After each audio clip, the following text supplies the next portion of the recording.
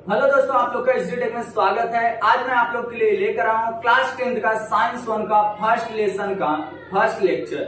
सबसे पहले अगर ये पूरा लेक्चर देखते हो तो 100% बोलता हूँ आप लोग का पूरा क्लियर होगा साइंस 1 किस तरीके से वो चीज मैं आप लोग को बताता हूँ। आज लेसन नंबर 1 का कुछ टॉपिक लेकर आया हूँ, सेकंड लेक्चर आएगा, ऐसे आप लोगों का पूरा साइंस कंप्लीट हो जाएगा। अब यहाँ पे देखोगे लेक्चर नंबर 1 में आज मैं आप लोग को कौन कौन सा टॉपिक जो क्लियर करने वाला चैप्टर का नाम है ग्रेविटेशन, गुरुत्वाकर्षण, जो आप लोग का इसमें दिया गया है क्लास 10th में साइंस 1 में।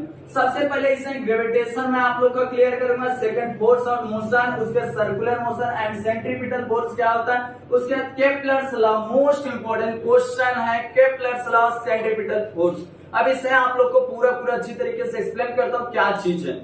सबसे पहले यहाँ पे टाइम वेस्ट ना करते हुए आप लोग को पूरा क्लियर करता हूँ। सबसे पहले ग्रेविटेशन क्या होता है, ग्रेविटेशन मतलब क्या होता है। ग्रेविटेशन का मीनिंग होता है कि अगर बाय द वे हम लोग यहाँ पे इसे सपोज हम लोग खड़े हैं तो हम लोग यहाँ पे किसी न किसी फोर्स से हम लोग खड़े हुए हैं, हम लोग का यहाँ ग्रेविटी जो अपना है अर्थ वो चीज अपने को अट्रैक्ट करके खींच के रखा हुआ है, इसी को लोग क्या बोलते हैं ग्रेविटेशन का मीनिंग है। अब यहाँ पे पूरा कौन इसको डिस्कवर किया था, क्या चीज कैसे कब किया था, वो चीज आप लोग को बताना। सबसे पहले यहाँ पे देखोगे ग्रेविटेशन जो है the phenomenon of gravitation was the discovered by sir Isaac Newton. कौन किया था इसका ग्रेविटी का खोज, ग्रेविटेशन का, सर आइजैक न्यूटन, और उनको प्यार से हम बाबा भी बोलते हैं। तो यहाँ पे सर आइजैक न्यूटन जो हमारे बाबा हैं वो किए थे। और उनके बाद क्या हुआ था, उनका जन्म कहाँ हुआ था, इंग्लैंड में हुआ था। और कब हुआ था 1642 में, और उनका डेथ कब हो गया था 1727 में।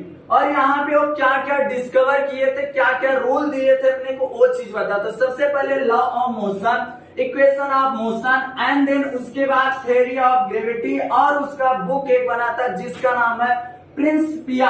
और इसका नाम अच्छी तरीके से आप लोग नोट करके अच्छी तरीके से रख लेना, क्योंकि इस पे फिलिंग द ब्लैंक्स आता है बोर्ड एग्जाम में। अब ध्यान से सुना, एक बार फिर से आप लोग को बताता हूँ। सबसे पहले अपने जो ग्रेविटेशन का कोई बोले ग्रेविटेशन की खोज कौन किया, सर आइजैक न्यूटन, बाबा, प्यार से बाबा। और वो कब कहाँ पे उनका जन्म हुआ था, इंग्लैंड में हुआ था। और कब हुआ था 1642 में, और उनका डेथ कब हो गया था 1727 में। और वो कौन कौन सा रूल दिए थे, नियम, law of motion, equation of motion, theory of gravity, और उस बुक का नाम क्या था प्रिंसिपिया। याद रखना प्रिंसिपिया, आप लोग याद रखना ये चीज। और वो कैसे खोज किए थे, वहां वो जा रहे थे कहीं, और वहां पे एक एप्पल के नीचे, पेड़ के नीचे बैठे थे, और वहां से ऊपर से एप्पल गिरता, वो सोचते हैं कि वो सीधा ये नीचे की तरफ गिरा, वो तिरछा भी गिर सकता था, ऐसा वो सोचे। इसी खोज में वो बनाए थे ग्रेविटेशन का खोज किए थे, इसी के विषय पे। ये स्टोरी आप लोग सुने रहोगे, अच्छी तरीके जानते भी रहोगे, तो उतना डीपली जाने की जरूरत नहीं है। अब यहाँ पे हो जाता है ये चीज, आप लोग ग्रेविटेशन आया तो उसके बारे में बता सकते हो, कौन कौन सा रूल दिए थे, कौन सा बुक था, प्लस उनका जन्म कब हुआ था और कब डेथ हुआ था, और कौन डिस्कवर किया था ग्रेविटेशन का। अब मैं आप लोग को बताता हूँ यहाँ पे फोर्स और मोशन। दूसरा पॉइंट है फोर्स और मोशन। फोर्स मतलब क्या होता है, कोई बल लगाना, फोर्स मतलब बल लगाना। और मोशन मतलब क्या होता है, मोशन मतलब हम लोग अगर बाय द वे हमारे पे ऐसा मैं खड़ा हूं, अगर बाय द वे तेज से कोई फोर्स लगेगा, वहां से हम लोग को बल लगेगा ऊपर, हम लोग के फोर्स मतलब बल, प्रेशर, और वहां से कोई हम लोग ऊपर तेज से फोर्स लगाएगा तो हम लोग क्या होंगे, एक जगह दूसरे जगह क्या करेंगे, मूव करेंगे। मूव करना मतलब एक प्रकार से एक जगह दूसरे जगह पे जाना, उसी को क्या बोलते हैं, मोशन बोलते हैं। आप लोगों को समझ में क्या रहेगा। अब यहाँ पे देखोगे मैं आप लोग को बताता हूँ फोर्स एंड मोशन। अब फोर्स इज द नेसेसरी मतलब जरूरत किसके लिए, फोर्स किसके लिए जरूरी है, ध्यान से देखना। यहाँ पे दिया necessary to change speed as well as direction.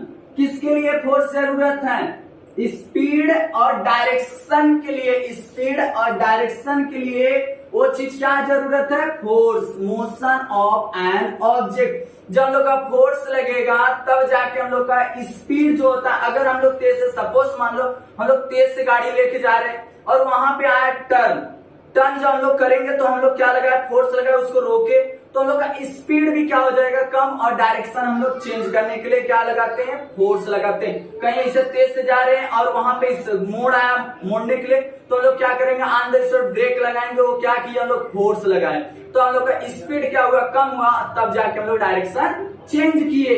अब ये भी आप लोग को समझ गया रहेगा। अब उसके बाद आता है आप लोग को सर्कुलर मोशन और सेंट्रीपिटल फोर्स। सर्कुलर मोशन मतलब क्या होता है, सर्कुलर मतलब ऐसे सर्कल में जो हम लोग घूमते हैं उसी को सर्कुलर मोशन बोलते हैं, मतलब वृत्ताकार गति। वृत्ताकार गति जैसे सपोज मान लो हम लोग यहाँ पे खड़ा हो, अब जहां पे अपने अर्थ पे कहीं पे भी आप लोग खड़े हो, आप सेंटर ऑफ में खड़े हो, सेंटर ऑफ द अर्थ में खड़े हो, सेंटर के अर्थ में आप लोग खड़े हो, ये याद रखना, क्योंकि आप लोग ये नहीं जानते कितना बड़ा अर्थ है। तो सिंपल तरीका है कि कहीं भी आप लोग खड़े हो तो सेंटर में ही खड़े हो।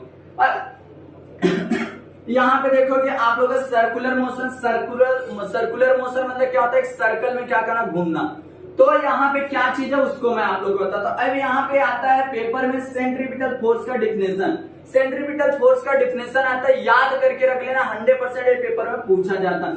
अब इससे क्या होता है, a force act any object, ध्यान से सुनना, a force act any object moving along a circle and it is direct toward the center of the circle। अगर बाय द वे हम लोग कोई फोर्स अप्लाई करके उसको सर्कल में एक गोलाकार वृत्ताकार में घुमाते हैं तो उसका पूरा जो फोर्स रहता है direct toward the centre of the circle.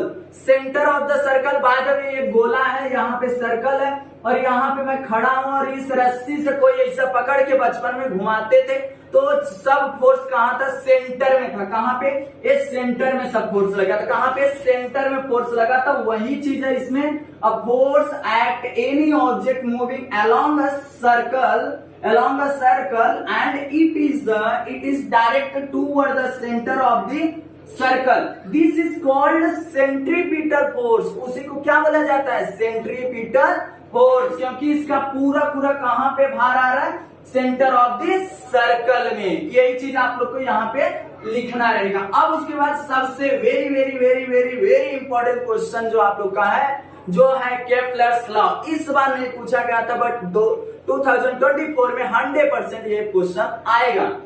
अब यहाँ केप्लर्स लॉ का आता है रूल लिखने के लिए, और ये रूल आप लोग का कितना होता है, ध्यान से सुना। केप्लर्स लॉ का 3 रूल है और तीनों आप लोग को अच्छी तरीके से लिखना रहेगा डायग्राम के साथ में। अब मैं बताता हूँ, इसमें देखोगे आप लोग केप्लर्स का लॉ, पहले आप लोग को 3 रूल याद करना पड़ेगा।